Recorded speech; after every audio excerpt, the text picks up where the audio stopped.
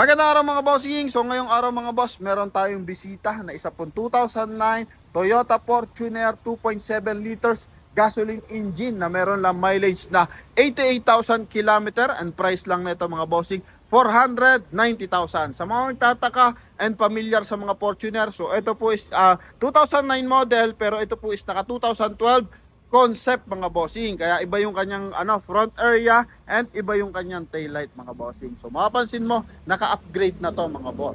Yun yung kagandahan dito mga bossing, no? Yan, eto yung kanyang taillight mga boss, napakagarang taillight. So naka LED na yan. Kumbaga medyo ginastusan na to ng dating may-ari mga bossing. And eto pong ating unit to, hindi pa na-detailing yan, no? Naka-line up pa lang for detailing dapat ngayong araw, kaso hindi natapos yung isang unit. Yan, pero ito mga bossing, makikita mo na yung huling gumamit dito mga bossing or huling may-ari mga boss is talaga maalaga sa unit kasi sobrang kines, wala kang makikitang tag dito, malalaking issue mga bossing. Kumbaga, may mga dent mga boss, so wala tong dent mga bossing, no? Ito yung kanyang front area, coding nito is Tuesday mga boss. Naka-projector headlight, naka-chrome yung kanyang front grille and napakagara ng kanyang mga bossing, ginawang concept na 2012, okay?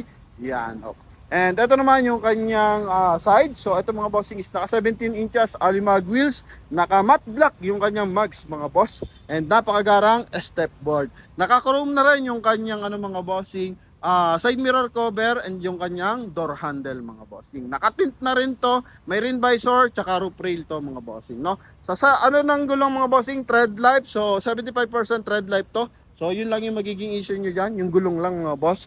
Then the rest, wala na to mga bossing. And syempre, pasilip ko yung kanyang interior. Sa lamig ng aircon mga bossing, makikita mo, yan nagtutubig na talaga siya sa sobrang lamig ng aircon mga bossing. And pakita natin yung kanyang interior. So sa interior mga bossing, umpisahan natin sa door panel. So makikita mo yung kanyang leather dito.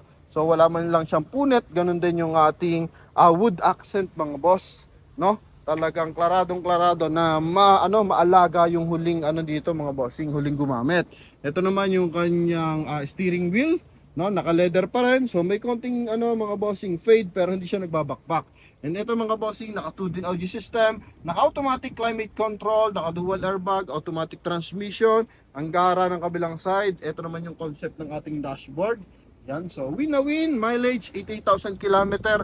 Damang-dama ang lamig ng aircon mga boss, no? Leather seat yung ating upuan. So as 2009 model, so dapat medyo lamog na to mga boss. Pero dito, presentable pa rin yung natin, mga upuan natin mga boss, no?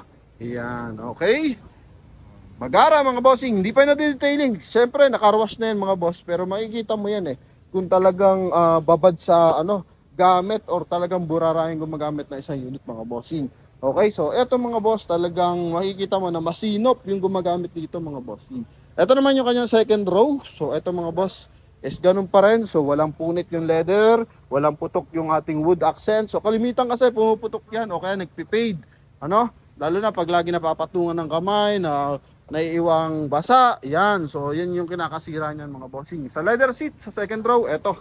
Yan mga bossing. And syempre aircon yan, simula front area and second row hanggang third row meron yan mga bossing. Papakita natin yung kanyang air vent yan mga bossing.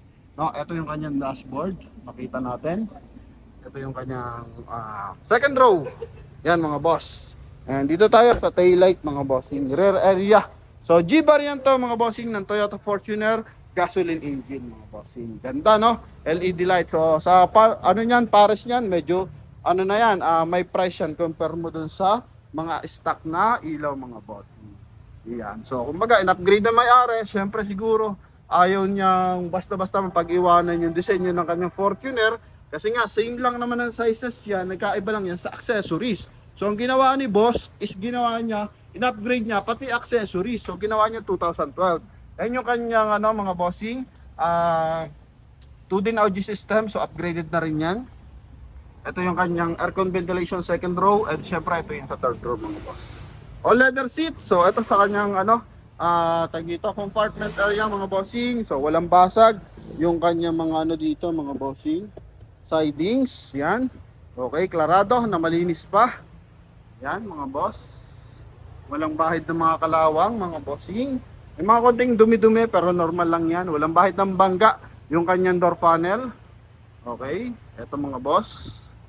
Yan mga bossing. So detailing pa, for detailing pa lang to mga boss ha.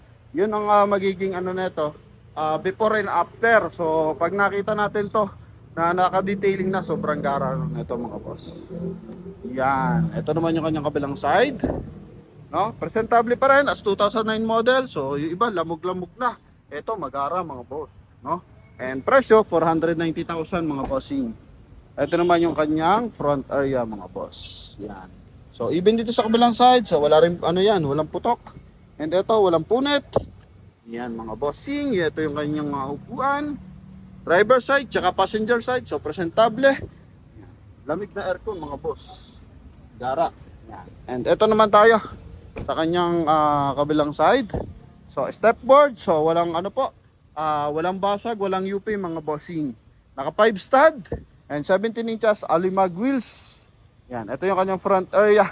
Pasilip natin yung engine bay. So dito nyo makikita na hindi pa talaga ito naka-detailing. Yan. Even ito hindi pa ito nabapping mga boss. Ano pa talaga ito mga bossing. I-detailing pa. Kaya maikikintab pa yung ating unit ito mga boss, no? Yan.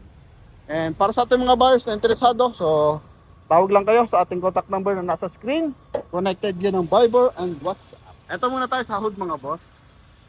Yan, mga bossing. Okay, walang yupe. Ito naman yung engine bay. Talaga medyo madumi pa. Pero ang gara mga bossing. Sobrang tahimik ng makina kasi gasoline engine to eh. No? Wala kang masyadong vibration na maririnig dyan. At madadama mga boss. Bagsak na natin mga bossing. Medyo mainit. Wow. Okay, ito yung kanyang front area mga boss. No?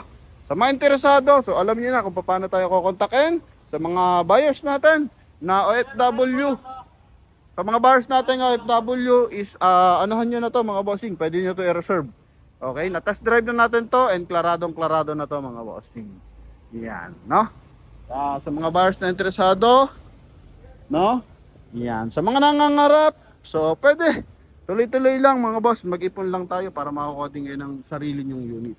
Much better kung kaya nyo mag-cash mga bossing, i-cash natin ang unit mga boss, no? Yan, kasi dito marami tayong repo cars, hatak ng bangko. So dahil sa medyo mataas na interest, so yan sumusuko yung ating mga bossing, mga budget. So eto mga boss, suggestion lang, so mas maganda mag-cash transaction tayo. Mag-ipon na lang tayo mga bossing, no? Yan, kung hindi nyo kaya na medyo mataas na presyo, mag-start muna tayo sa mababang presyo mga bossing. Basta good running condition yung unit.